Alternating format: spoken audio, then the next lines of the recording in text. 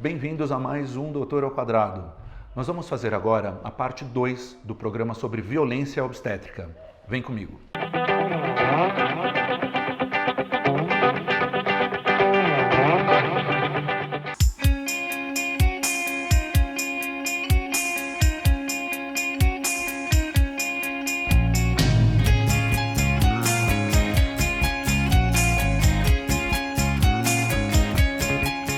Continuando a conversar com os amigos a respeito de violência obstétrica, nesse bloco 2, eu vou colocar uma pergunta e a gente vai discutir em cima dela.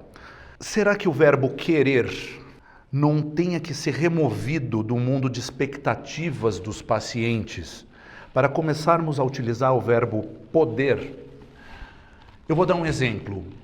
Doutor, eu quero ter um parto natural.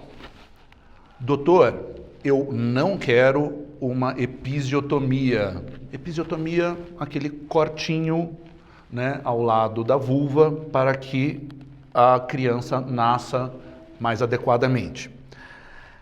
Será que ao invés do querer, a comunicação do médico com o paciente ou da equipe com o paciente não tenha que gerar um pouco mais a possibilidade e não uma vontade extrema? Eu acho que essa falta de comunicação está perturbando a nossa sociedade hoje em dia.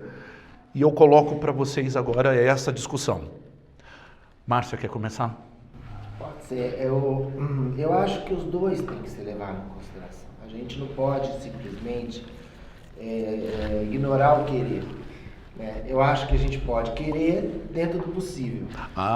Ótimo. Então eu acho que a gente precisa ter as duas coisas. Eu acho que a gente precisa ter o querer dentro da possibilidade. Existe a possibilidade, porque senão, veja também, aquela coisa que nós que não somos médicos, a gente tem uma imagem que médico, eu costumava brincar, né, que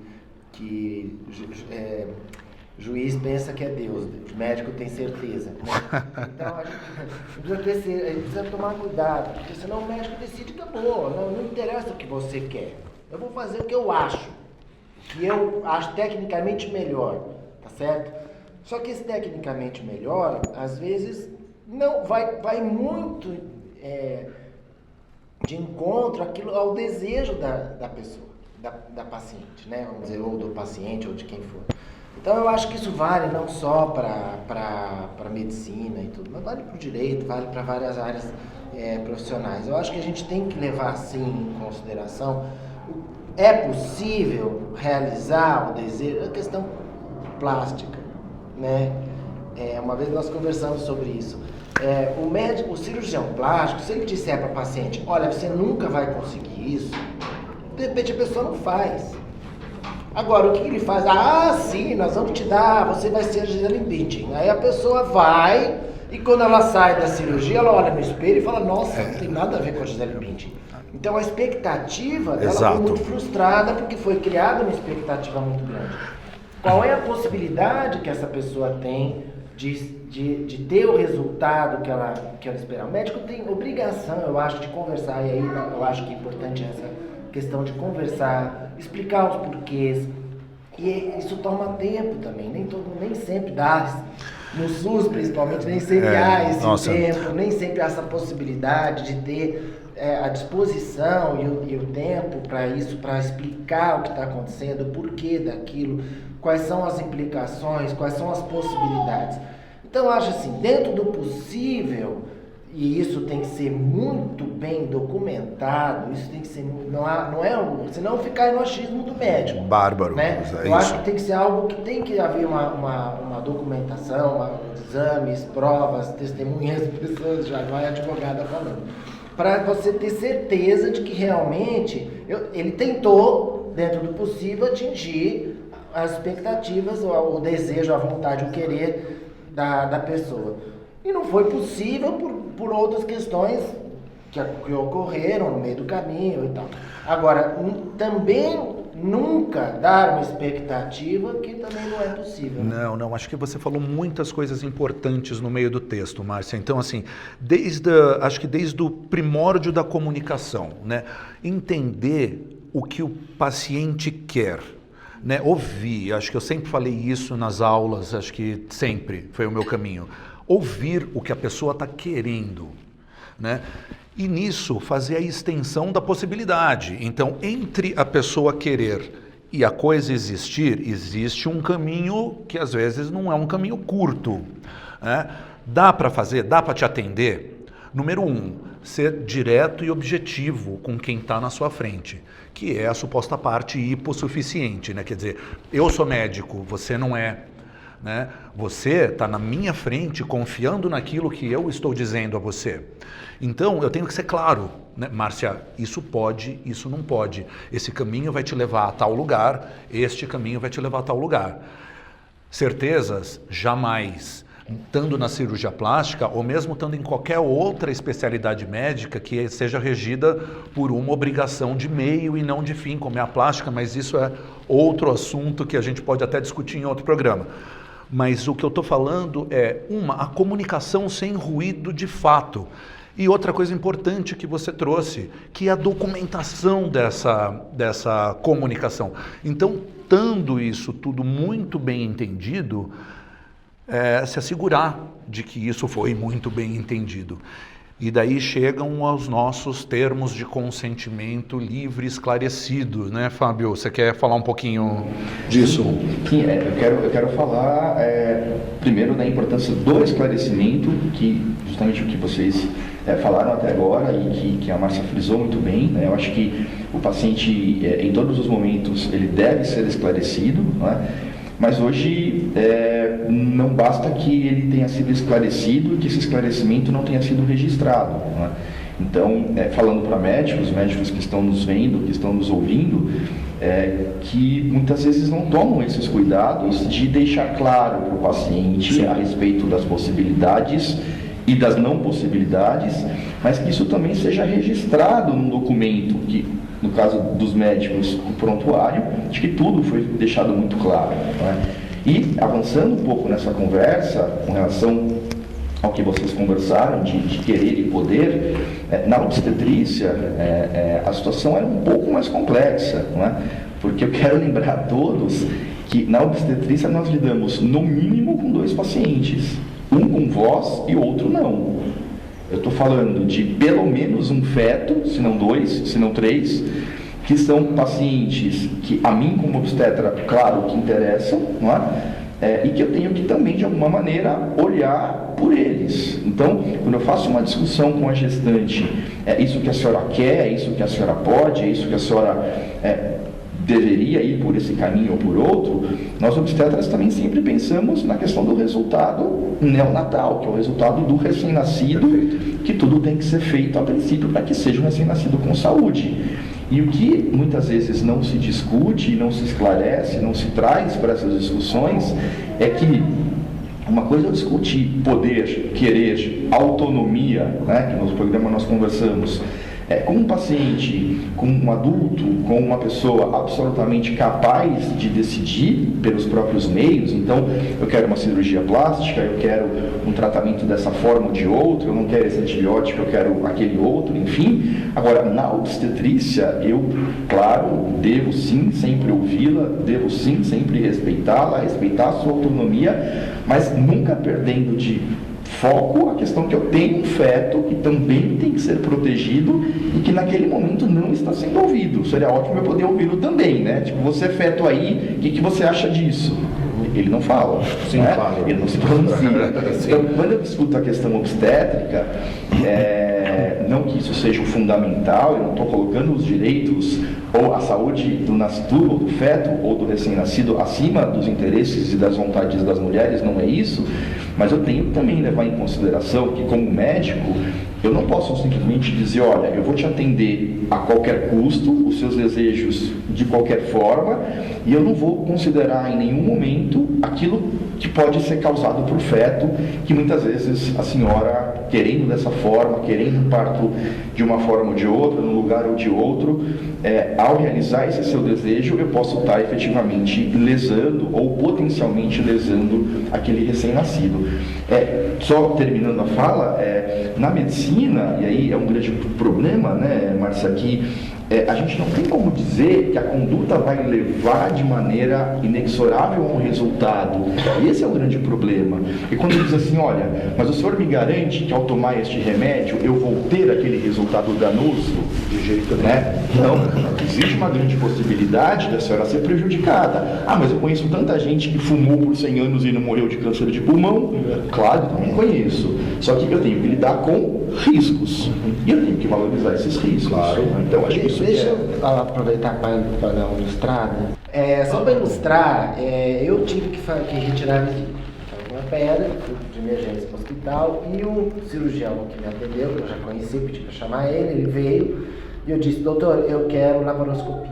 Para não ficar com cicatriz, eu quero laparoscopia. Ele falou, olha, vamos ver se dá. Eu vou abrir, eu vou entrar, vou olhar e vou ver o que tem lá dentro.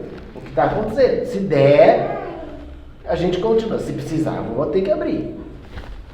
Isso é o que precisa existir. E ele conseguiu, deu certo, foi laparoscopia. Claro. Então, agora, veja, se eu chego no hospital e falo, eu quero laparoscopia, ele fala, não vai dar, e já faz, ele está violando meu direito.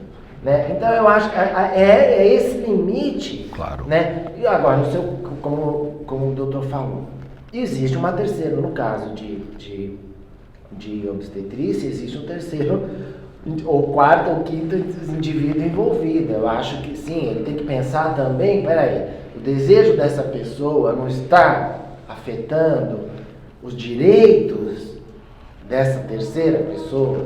Até que ponto está ou não? Né? Então, é tudo muito sensível, muito difícil. Os direitos imediatos e os direitos futuros desta pessoa, A questão de fumar ou não fumar, meu tio morreu com 96 anos fumando até o final. Né? E se a pessoa está sabendo, e mesmo assim ela insiste em algo que tem um risco, ela está assumindo a responsabilidade por aquilo. Né? Vamos supor, o médico fala, olha, é muito melhor que seja cesárea. A mãe fala, não quero de jeito nenhum. A senhora assume a responsabilidade. Existem casos em que ela não pode fazer isso, que o médico tem certeza, e aí vem a questão da prova e tudo. Sim. Não, olha, eu não vou fazer porque tem o risco da criança, tem o risco de vida. Então ele faz com provas, seguro daquilo. Mas, por outro lado, agora, se ele falar, bom, olha, você quer correr o risco, mas o risco é teu, não meu. E aí, se dá um problema, a responsabilidade tem que ser dela. Eu acho que essa Ela não é técnica, mas ela, veja, houve um aconselhamento técnico, uma decisão errada. Mas quem teve a culpa? Quem fez o que não devia ou não fez o que devia? A mãe. Mas a explicação estava lá, as orientações estavam postas, condutas foram assumidas por quem? Exatamente isso, Márcia. Né? Eu acho que a culpabilização é bem vetorizada. Que a gente está em dois aspectos, falando em dois aspectos, né? Um da autonomia privada e da liberdade individual de eu fazer o que eu quiser com o meu corpo, né? Que eu concordo, acho que todos nós concordamos plenamente, no sentido de a eutanásia, por exemplo, né? O corpo é meu, né? E eu tenho o direito de fazer o que quiser. E o fato como os doutores... Outro assunto é um quadrado, né? Mas, e o que os doutores colocaram, o doutor e a doutora, a questão do terceiro, né? Porque tem um ponto importante no direito, é que nenhum direito é absoluto, né? O próprio direito à vida não é absoluto. Se eu for fazer mal para alguém e essa pessoa agir em legítima defesa, ela está autorizada a tirar a minha vida. Então nada é absoluto nesse sentido. E essa equiparação, essa prova que a doutora Márcia falou e o doutor Fábio também, o quanto que eu consigo comprovar que existia um risco de vida, né? Ou para o feto ou para a mãe. Dando um exemplo também pessoal, a minha esposa na primeira gestação, ela queria muito, o Mário sabe, um parto normal. E o ginecologista falou, não tem como por conta do risco, né? O risco é você e o risco ao bebê. Então, assim, existia um interesse, existia uma vontade, contudo, a possibilidade, né, pressupõe um risco não só à vida dela. Porque talvez se fosse a dela, se ela autorizasse, falar, ok, eu me responsabilizo, acho que todos nós concordamos que faria sentido, só que existia um terceiro, que não se manifesta, que nem o doutor. A questão principal é a comunicação, em relação, não só a prova, mas a questão de comunicação médico-paciente e a preservação da vida, né? Assim, acho que todos nós tentamos aqui preservar a vida. Opa, eu estou diante de uma relação de risco, né? Eu tenho que mudar a estratégia, eu tenho que assumir uma outra posição. Nós poderíamos falar que isso foi uma violência obstétrica, porque ele mudou a vontade, ou ele manifestou de última hora? Agora você está trazendo uma questão de urgência, emergência médica, né, Murilo? Então, assim, não, a discussão acho que é perfeita, porque assim, a partir de quando a gente pode falar que um direito foi quebrado, né, mediante uma incerteza, uma situação de risco, uma situação instável, né, de um paciente, né, discutível. Acho que a Márcia falou, daí vão caber levantamento de provas, né? E eu acho que a velha... cordão de última hora virou, né? E volta de cordão. Eu acho que sim. Mas aí a caso concreto você por tem a prova, assim. você tem a prova, você tem o exame mostrando, né? Ou na hora que ele abriu, tá vendo que tem testemunhos que viram volta de cordão, ou qualquer coisa. Eu acho que fica a grande questão do pensar no termo. Acho que existe a má conduta. Eu acho que ninguém aqui nessa mesa está negando. Infelizmente, ela ocorre, né? Se é um mau profissional, se é um mau momento, se foi uma falha de comunicação, aliás, muito provável que tenha sido uma falha de comunicação, nós sabemos disso. Aliás, dado para todos vocês aqui nessa mesa, talvez vocês saibam, mas de todos os processos médicos existentes no nosso país, a obstetrícia, ela abriga 45% dessa bacia de processos.